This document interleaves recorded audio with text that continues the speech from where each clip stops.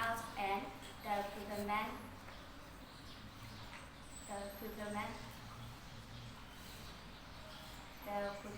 could not what to eat. After that, they decided to help each other. The blind man carried the poor man on his back, and